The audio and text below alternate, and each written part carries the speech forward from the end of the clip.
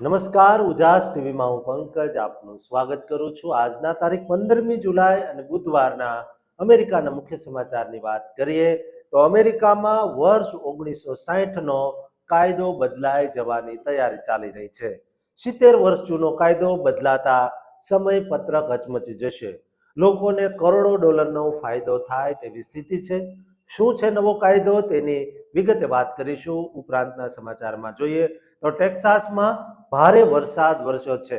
આભ ફાટતા 20 inch વરસાદ ખાબક્યો છે, જેથી ઠેર ઠેર પાણી ભરાયા છે.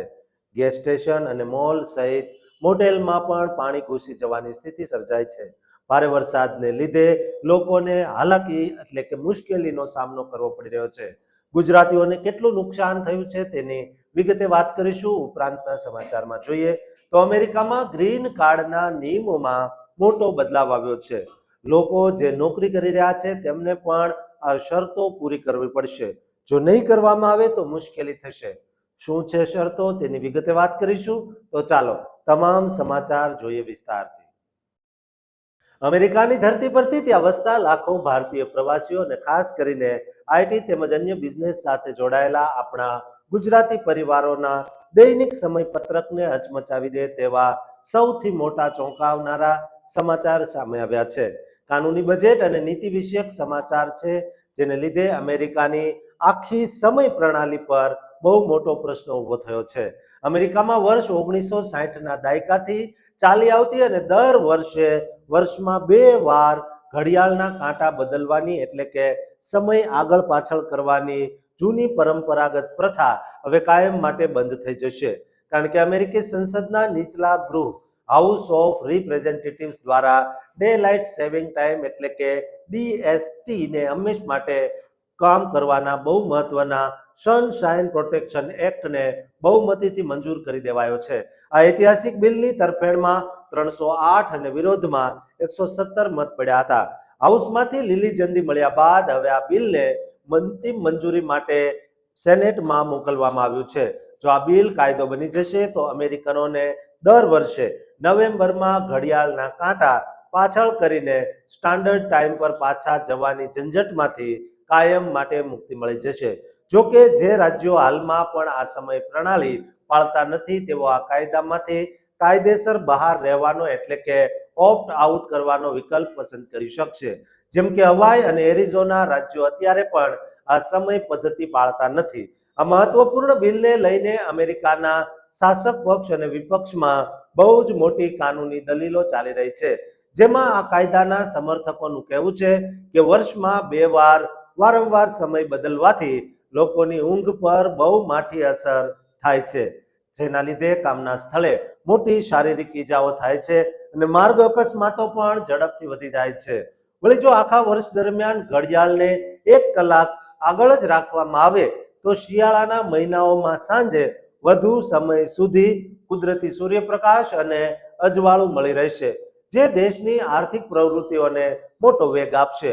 પરંતુ બીજી બાજુ આ કાયદાનો વિરોધ કરનારા રિપબ્લિકન સેનેટર ટોમ કોટન અને અન્ય ટીકાકારોની દલીલ છે કે આ મોટા ફેરફારને લીધે શિયાળાની સવારે સૂર્યોદય આખો 1 કલાક મોડો થશે, જેના કારણે શિયાળાની કડકડતી ઠંડીમાં વહેલી સવારે શાળાએ જતા નાના બાળકો, બાંધકામ ક્ષેત્રના કામદારો અને ખેડૂતોને કાળા અંધારામાં જ કામે નીકળવાની ભયાનક ફરજ પડશે. અને કેટલીક જગ્યાએ તો સવારે 9 વાગ્યા સુધી પણ સૂર્ય ઉગશે જ નહીં. આ ગંભીર ચર્ચા વચ્ચે રાષ્ટ્રપ્રમુખ ડોનાલ્ડ ટ્રમ્પે વારંવાર ઘડિયાળ બદલવાની આ મુશ્કેલીને નાબૂદ કરવાની હિમાયત કરી છે અને આ બિલને પોતાનું અતિ મજબૂત વહીવટી સમર્થન આપીને જણાવ્યું છે કે આનાથી સમયનો બગાડ, લોકોની અસુવિધા અને ઘડિયાળો બદલવા પાછળનો કરોડો ડોલરનો મોટો આર્થિક ખર્ચ સાવ બચી જશે. પરંતુ આ કાનૂની બિલ સામે અમેરિકાની મોટી એરલાઇન્સનું પ્રતિનિધિત્વ કરતા જૂથ એરલાઇન્સ ફોર અમેરિકાએ પ્રચંડ ચિંતા વ્યક્ત કરી છે. તેમનું કહેવું છે કે સમય બદલવાના આ એકતરફી નિર્ણયથી દેશના એવિએશન સેક્ટર પર ભારે નકારાત્મક અસર પડશે, જેનાથી મુસાફરોની અવરજવર, ફ્લાઇટ ક્રૂ મેમ્બર્સ અને એરક્રાફ્ટની પોઝિશનિંગ તેમજ ડોમેસ્ટિક અને ઇન્ટરનેશનલ કનેક્ટિવિટી સાવ ખોરવાઈ શકે છે. અગાઉ વર્ષ 1974માં પણ ઉર્જાનો બગાડ ઘટાડવા માટે આવો જ એક કાયદો લવાયો હતો, પરંતુ ત્યારે ભારે જનવિરોધના કારણે સંસદે તેને રદ કરવો પડ્યો હતો. જોકે ડેમોક્રેટિક પ્રતિનિધિ ફ્રેન્ક પલોનનું સાફ કહેવું છે કે હવે લોકોની કામ કરવાની આદતો બદલાઈ ગઈ છે અને ખૂબ ઓછા બાળકો ચાલીને શાળાએ જાય છે. તેથી આ 70 વર્ષ જૂની પરંપરાનો અંત લાવવાનો આ જ શ્રેષ્ઠ સમય છે. દોસ્તો, તમારું શું માનવું છે? ઘડિયાળના કાંટા બદલવા જોઈએ કે જૂની પ્રથા યથાવત રાખવી જોઈએ? કોમેન્ટ બોક્સમાં જરૂર લખજો અને આ ચેનલને સબસ્ક્રાઇબ કરવાનું ચૂકતા નહીં. ટેક્સાસની ધરતી પર સુખી સંપન્ન જીવન જીવી રહેલા અને ત્યાં મોટેલ, ગેસ સ્ટેશન કે આઈટી કંપનીઓમાં મજૂરી કરીને પોતાના પરિવારનું ગુજરાન ચલાવતા ગુજરાતી પરિવારો પર અચાનક આભ ફાટે અને 20 ઇંચ જેટલો મુશળધાર વરસાદ સુપડા ધારે વરસી આખાની કમાણીને પળવારમાં પૂરમાં વહાવી દે ત્યારે વતનમાં બેઠેલા તેમના સગા સંબંધીઓના દિલ પર કેવી વજ્રઘાત થતી હશે. ટેક્સાસના જળપ્રલય પાછળનું સત્ય જાણીને તમારા હોશ ઉડી જશે. આજના આધુનિક સમયમાં વિદેશમાં વસતા આપણા લોકોની જાનમાલની સલામતી સામે પ્રશ્નો ઊભા થયા છે. અત્યારે અમેરિકાના ટેક્સાસ રાજ્યના સાન એન્ટોનિયો અને ઓસ્ટિન જેવા મોટા શહેરોમાં બિઝનેસ કરતા આપણા ગુજરાતી પરિવારોના કાળજા ધ્રુજાવી દે તેવા સૌથી મોટા આપત્તિજનક હવામાનને લગતા સમાચાર સામે આવ્યા છે, જેના લીધે ચિંતા ફેલાઈ ગઈ છે. અહીં 13 થી 15 જુલાઈ સુધી અતિ ભારે મુશળધાર વરસાદને કારણે ફ્લેશ ફ્લડ્સ આવ્યા છે, જેમાં હોન્ડો, સાન એન્ટોનિયો, ઓસ્ટિન, યુવાલ્ડે, મેડિના, બેન્ડેરા, ફ્રિયો અને જાવાલા સહિતના વિસ્તારો જળબંબાકાર થઈ ગયા છે. નેશનલ વેધર સર્વિસના સત્તાવાર ગ્રાઉન્ડ રિપોર્ટ મુજબ હોન્ડો અને તેની આસપાસના ક્ષેત્રોમાં સોમવારથી અત્યાર સુધીમાં 14 ઇંચથી 20 ઇંચ સુધી વરસાદ ખાબકી ચૂક્યો છે. ઘણી જગ્યાએ તો આભ ફાટવા જેવી સ્થિતિમાં 3 થી 4 કલાકમાં જ 3 થી 4 ઇંચ લેખે પ્રચંડ પાણી વરસી રહ્યું છે. હવામાન વિભાગે સત્તાવાર ચેતવણી આપી છે કે આ આંકડો 20 ઇંચ સુધી પહોંચી શકે છે, જેને લીધે US-90 કોરિડોર પર રેર લેવલ 4 એટલે કે સૌથી ઊંચું પૂરનું જોખમ જાહેર કરાયું છે. આ પૂરની અસર એવી થઈ છે કે હાઈવે I-10 અને યુવાલ્ડેના કાઉન્ટી રોડ 4 to 9 સહિતના રસ્તાઓ સાવ બંધ થઈ ગયા છે. સેંકડો વાહનો તણાઈ ગયા છે અને રસ્તા વચ્ચે ફસાયેલા છે. આ કટોકટીના સમયે ગવર્નર ગ્રેગ એબોટ દ્વારા 59 કાઉન્ટીઝ દ્વારા ઓફિશિયલી આપત્તિ જાહેર કરવામાં આવી છે અને પૂરની અંદર ફસાયેલા લોકોને ઉગારવા માટે ટેક્સાસ ગેમ વોર્ડન્સ, નેશનલ ગાર્ડના બ્લેક હોક હેલિકોપ્ટરો અને સેનાની અત્યંત મદદ જરૂરી લેવાય છે. સ્વિફ્ટકોપ્ટર બચાવ ટીમો 24 કલાક ઓપરેશન ચલાવી રહી છે. ક્રિક્સ અને નદીઓનું પાણી ઘરોમાં ગરકાવ થયું છે. જોકે સુખદ વાત એ છે કે કોઈ જાનહાનિના પુષ્ટિ થઈ નથી. લોકોના મકાનો અને ખાનગી પ્રોપર્ટીને અબજો રૂપિયાનું નુકસાન થયું છે. આ કુદરતી આફતની સીધી અસર ટેક્સાસના સાન એન્ટોનિયો અને ઓસ્ટિનમાં વસતા આપણા ગુજરાતી સમાજ પર પડી છે, કારણ કે અહીં આપણા હજારો પરિવારો મોટેલ્સ, ગેસ સ્ટેશન્સ, રેસ્ટોરન્ટ્સ અને આર્ટિક ક્ષેત્રના મોટા બિઝનેસ ચલાવે છે. પૂરના કારણે ઘણા લોકોના વાહનો અને વેપારને ભારે નુકસાન થયું છે. જનજીવન ઠપ થઈ ગયું છે.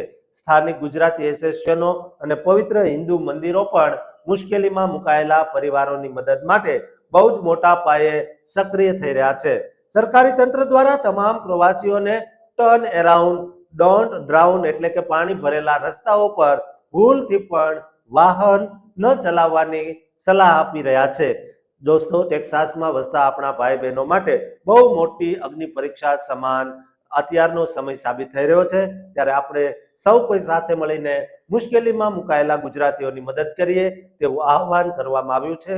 દોસ્તો, આ વિડીયો તમામ લોકોને શેર કરજો અને આ ચેનલને સબસ્ક્રાઇબ કરવાનું ચૂકતા નહીં.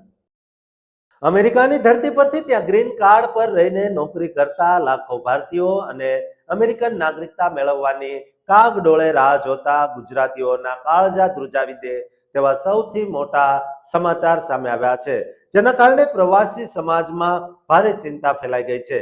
તાજેતરમાં જાણીતી કંપની બર્કશાયર હેથવેના CEO ગ્રેગ અબેલ દ્વારા અમેરિકાની સિટીઝનશીપ મેળવવામાં આવી છે, જેના લીધે પ્રવાસીઓ વચ્ચે ફરી ચર્ચા જાગી છે કે આખરે કયા નિયમો હેઠળ કોઈ વ્યક્તિ અમેરિકાનો નાગરિક બની શકે.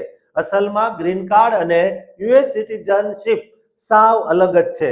ગ્રીન કાર્ડ માત્ર કાયમી રહેઠાણનો હક આપે છે, પરંતુ નાગરિક બનવા માટે નેચરલાઇઝેશન પ્રક્રિયા ફરજિયાત છે.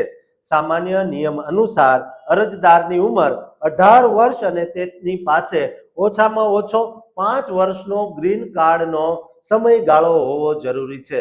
જો અમેરિકન જીવનસાથી સાથે લગ્ન થયા હોય તો આ સમયગાળો 3 વર્ષ થઈ શકે, પરંતુ માત્ર સમય પૂરો કરવો પૂરતો નથી, કારણ કે અમેરિકન કાયદો કન્ટિન્યુઅસ રેસિડન્ટ એટલે કે સતત વસવાટ અને ફિઝિકલ પ્રેઝન્સ એટલે કે વાસ્તવિક હાજરી બંનેને વચ્ચે બહુ અલગ જુએ છે, જેમાં છેલ્લા 5 વર્ષમાં 30 મહિના અને લગ્નના કેસમાં છેલ્લા 3 વર્ષમાં 18 મહિના યુએસમાં હાજર રહેવું અનિવાર્ય છે.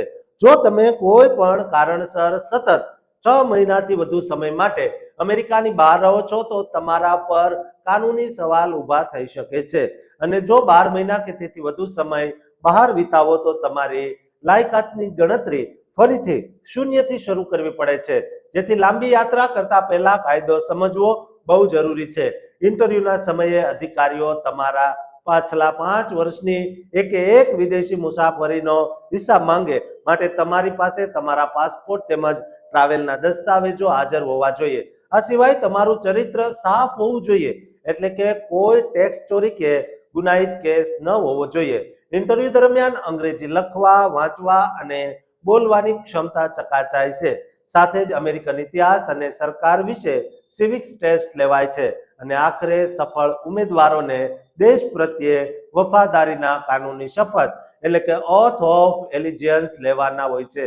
જો મા બાપ બાળક 18 વર્ષનું થાય તે પહેલા અમેરિકન નાગરિક બની જાય તો બાળકને સીધો નાગરિકતાનો કાનૂની હક મળે છે. તેથી ભારતીય ગુજરાતીઓ માટે એ જ સલાહ છે કે પોતાના ટેક્સ રેકોર્ડ સાફ રાખે, સરનામું સમયસર અપડેટ કરે અને લાંબી મુસાફરી ટાળે, જેથી આ વર્ષમાં તમારી સિટીઝનશીપનો કિસ્સો બહુ સરળતાથી સફળ સાબિત થાય. દોસ્તો, જો તમે અમેરિકાનું ગ્રીન કાર્ડ લેવા માંગતા હો તો આ વિડીયો તમારા માટે જ છે. માટે આવા તમામ લોકોને આ વિડીયો શેર કરજો, જેથી તેમનું ગ્રીન કાર્ડ અટવાય નહીં. દોસ્તો, આ ચેનલને સબસ્ક્રાઇબ કરવાનું પણ ચૂકતા નહીં.